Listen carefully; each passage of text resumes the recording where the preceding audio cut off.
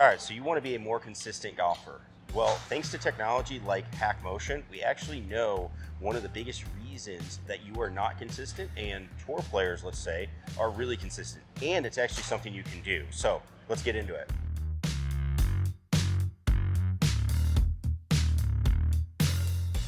What's going on, everybody? Scott, I'm coming at you. We're here. We're at my winter home, Mistwood Golf Dome, and we are going to talk a little bit about some things that I see, and actually probably the thing I see the most that can be a very big challenge for people when they are trying to strike the golf ball better, hit it longer, hit it straighter, all of that good stuff.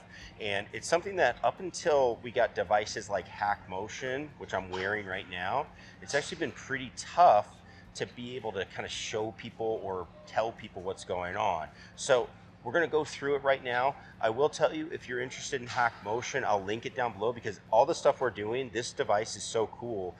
Everything we're doing here, this is on the base model for the HackMotion. So you don't need all the upgraded features, and they have their new sensor out, which has been really cool. So just something, if you're interested, I would definitely think you should want to check it out as we go through. So first, let's get into what we're talking about. Obviously, we're talking about our hands and our wrists. That's what HackMotion measures, okay? So you can see here, I've got it set up on my screen here. The device connects to an iPad, and what we're looking at when we're going through our golf swing is there's a couple ways that our wrists move in the golf swing, and our wrists are really important. I think if anybody tells you ever like, hey, your hands shouldn't do anything or they should be passive, either they're really, really good where they don't need to focus on that, or they're just not telling you the right thing, because your hands have to do something. We need them to do the right things as we're going through. So when we're talking about the wrist, there's two things that we look at. We're looking at one, what's called flexion extension. So all I'm doing is bending my wrists back like this, so it's like windshield wipers. And then you're going to have radial and ulnar. So radial being what we'd normally call like wrist hinge, and then ulnar is going the opposite direction, if you're like casting away from you, right? The one we're going to talk about today is this flexion extension. We're going to talk a lot about this one today, okay? So you can see I'm moving around on here with the sensor as we go. So what happens with poor ball strikers, what they do is when they go to the top of the swing, okay, they go to the top of the swing, and there's a lot of talk about, hey, should I have a flat wrist, a bowed wrist, an extended wrist? That there's actually a little bit of leeway in that. We'd actually find that majority of professionals actually have some sort of kind of cupped, or we would call that extended wrist at the top. You know, you see some of the outliers like DJ or Daniel Berger, super bowed. But the big key is, it doesn't matter what it looks like at the top, it's what you do from the top going down to the golf ball. This is where it is very consistent with poor ball strikers don't do this, and good ball strikers do it. And what they're doing is, as they are coming down from the top of the swing, what they are doing is they are flexing their lead wrist. So that's my left hand. I'm a right-handed player, my left hand. So they're taking this wrist and they are flexing it, okay? They are flexing it as they go to the ball. Now, what does that do as we go down? That starts to close the club face, start to square it up, okay? That also, if we think about impact where we have a more of a lead, you know, our hands are leading in impact, that is our wrist is flexing, okay? That's what's happening. So they're starting that way up here, so they get it flexed, and then they are flexing as they go down in impact. Now, the other thing that's cool with HackMotion is that they actually give us into what we would call graphs, okay? So 3D graphs. So here's what I'm gonna do. Let me hit a shot here, and let's break down. Let's just take a look at what I'm talking about as we go through. So I'm gonna go up, and let's just see as we go. Okay, my little fade as we go. Pretty good with our numbers here. So here's where we look at our graphs as we're going through this, right? So you can see on our graphs, we have 3 of them here. I'm gonna just focus on our flexion and extension, okay? So here we go. At the top of my golf swing, you can see here, I've got what we would call 20 degrees of extension. So a little bit of cup, right? Or somewhere in that area. But then as I start to go from the top down into impact, what you're gonna see is that graph starts to really fall off. So into impact, I've actually got it below. You see how it's gone below our 0 line? So I'm at -8 at impact. So I have a little bit of a bowed wrist as I'm striking that golf ball. Now, we can actually take a look at some benchmarks, right? So I'm gonna go, let's just take a look. We're going PGA, and we're gonna go long game here as we go, okay?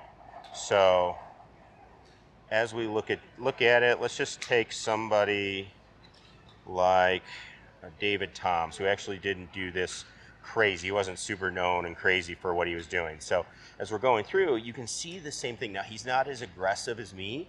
He's going to have a little bit more extension as he goes into the top of his swing. But what we're looking at is, see again, that dotted line, how it's falling off as we're going into impact. That means no matter who you are, David Toms, not the longest hitter, not the most powerful, known for kind of having a little bit open and a cupped wrist at the top of his swing, even he is flexing and going down into impact to strike that golf ball. So that is a huge thing that I see from players that are really struggling. So what would be an example of what people do that is incorrect? Well, what I typically see is they do kind of the opposite from the top of the swing. They go up, and what they're going to do is they're actually going to cup their wrist or extend it. That would be the technical term for it, right? So they add extension. So on our graph, we actually see the line go up. Instead of, we have that nice slope down towards impact, they actually make the line go up. And then, because they're later in the swing, they have to try and get into a flex position where the club's going a lot faster, and they just don't have a lot of time to be able to do that. So it gets to be very difficult, and that's why we see a lot of inconsistencies. People that are having a good day with timing, yeah, you're going to be able to do it, and you're just like, hey, everything is really good. But again, some days it's going to be bad. You're coming in here, you're extending that wrist, and then you're trying to make up for it as you're going through. It gets to be very complicated. One of the biggest reasons that happens is people get up here and they think, all right, hey, I've got to pull my hands down. Well, you can see as I do that on our HackMotion, if I just go like that, you can see on our numbers, my wrist is extending when I do that. Okay, now if I go up and I keep the club wide, okay, see how I've actually gone into flexion with my number? I've actually gotten this wrist to flex a little bit. So it's one of those things where I like to see people not try to lag the club, try to keep it out wide, and then they can add in some of the other elements of the swing, and they get what they're looking for anyway. So these are things that we're able to see because of technology that is available to us now that we didn't have a very, very long time ago. So the best thing that you can do if you're going to try to do this, okay, so hey Scott, I'm somebody, I do struggle with this, I want to make sure I'm doing it right. How do I make sure that I can get into flexion? Well, it's actually pretty easy. At first, you will have to do it in a very slow swing. If you try to add speed, it can be difficult. But what we're going to do is we're going to get up to the top of the swing. And we are assuming that your grip is pretty decent, by the way. But when we get up here to the top of the swing, all I want to do is try to feel like I twist my lead hand away from me. So I would say rev the bike. That's somebody, Brian Manzella is famous for saying that, where you're going to rev the bike handle away from you. If you twist away, that club is going to start to shut. You get into your flexion on that lead wrist. Other thing I'd like for people to check, if they're watching on video, I want the face starting to close so it's looking down more towards the ground. Now, it doesn't have to be crazy looking down at the ground. It can even be somewhere like right here where the toe is just maybe up at the sky or just a tick in. But that's something that we would look at as we're going through all this, okay? So we're not trying to make necessarily a massive change if you're very good at this, but if you're somebody that's really coming down, and let's say you got the face looking up at the sky, I see this one a lot. You'd be surprised how we're coming up, the face is up at the sky, our wrist is extended, and then we're coming in. It's almost like you're going to hit it with the back of the club, and then we've got to do something to make that work. I really recommend you work on getting that club face to shut quite a bit. And when you hit some shots, it's okay, especially in the winter time, to bring it up, rehearse it. Okay, I'm gonna twist the handle of the bike, and it's okay to hit a shot that does something like that dives hard left on you. okay, or hard to your pull side. If you're a lefty, it would be that way, right? It's okay to do that just to get a feel for the motion. I always tell people it's a lot easier to feel something and get something there once you've already kind of learned it. You can kind of dial it in. But the hard part is getting there in the first place, right? So if you have to get there in the first place by exaggerating, we can always just kind of feel it back a little bit and get you exactly where you want to get to, all right? So that's one of the things. Again, HackMotion gives us a really cool tool. Other thing that I wanted to show you with Hack that I will do with players, again, that was something that helps you as you go, but what we can do is throw in some ranges, okay, and make it work. So let me set up a range here. So if I have somebody that's really struggling to just get that face flexing, all I'm going to do here is just turn it on. So anything flexed, I'm okay with. You can see we turn it green. So we go up, it's red, that's fine.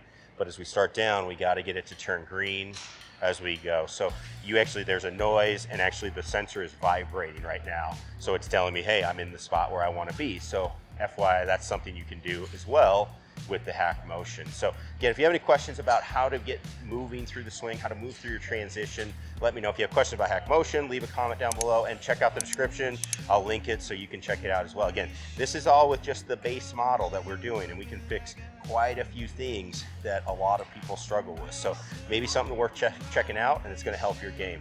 Thanks everybody for tuning in. We'll see you in the next one. Peace.